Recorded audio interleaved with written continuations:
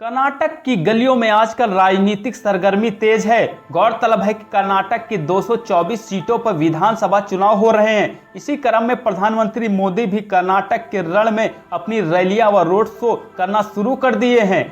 क्या कर्नाटक के चुनाव में भी चलेगा मोदी का जादू? क्या इस बार भी मोदी दिलाएंगे बीजेपी को बहुमत? क्या एक बार फिर मोदी कांग्रेस को राजनीति में चटाएंगे धूल? यह तो चुनाव के नतीजे आने पर ही पता चलेगा, लेकिन यह तय है कि पीएम मोदी के चुनावी रण में उतरने से चुनावी नतीजे कुछ और ही होंगे। बजरंग दल पर प्रतिबंध लगाने के कांग्रेस के घोषणा पत्र के वादे को लेकर पीएम मोदी लगातार हमलावर हैं। उन्होंने शुक्रवार को बल्लारी में एक जनसभा को संबोधित करते हुए कहा कि कांग्रेस के घोषणा पत्र में ढेर सारे झूठे वादे हैं।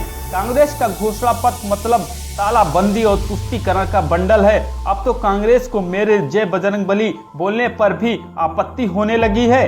प्रधानमंत्री मोदी ने कहा कि ऐसी ही आतंकी साजिश पर बनी फिल्म द केरला स्टोरी की इन दिनों चर्चा है। कहते हैं केरला स्टोरी सिर्फ एक राज्य में हुई आतंकी साजिशों पर आधारित है। देश का इतना खूबसूरत राज्य जहां के लोग इतने परिश्रमी और प्रतिभाशाली होते हैं, उस केरला में चल रही आतंकी साजिशों का खुलासा इस फिल्म में किया गया है।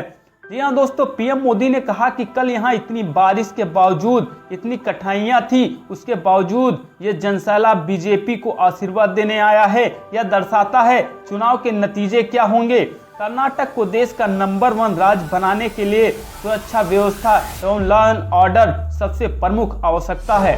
प्रधानमंत्री ने कहा कि येदियुरप्पा जी और बोम्मई जी के नेतृत्व में डबल इंजन सरकार को सिर्फ 3.5 साल सेवा का मात्र अवसर मिला। जब यहाँ कांग्रेस की सरकार थी तो उसने कर्नाटक के विकास के बजाय भ्रष्टाचार को ही प्राथमिकता दी थी। कांग्रेस पर हमला जारी रखते हुए पीएम ने कहा कि सूडान में गृह युद्ध की स्थिति है। कहीं से भी गोली चलती थी, कहीं बम फूटता था, घर से बाहर निकलना मुश्किल था। हमारे हजारों भाई बहन सूडान में फंस गए थे, उसमें हमारे कर्नाटक के भी सैकड़ों भाई बहन थे। सूडान की स्थिति ऐसी है कि बड़े बड़े देशों ने भी अपने नागरिकों को वहां से निकालने से मना कर दिया था। बावजूद इसके हमने अपनी पूरी वायुसेना लगा दी, नौसेना के खड़ा कर दिया। उन्होंने कहा कि हमने मां कावेरी के आशीर्वाद से ऑपरेशन कावेरी चलाया और अपने भारतीय भाई बहनों को वापस लाए। ऐसे मुश्किल समय में कांग्रेस ने देश का साथ नहीं दिया। कांग्रेस ने जानबूझकर सूडान में फंसे भारतीयों को वहां उपद्रवियों के सामने एक्सपोज कर दिया। क्या यही एक कांग्रेस की देश के नागरिकों के प्रति संवेदनशीलता?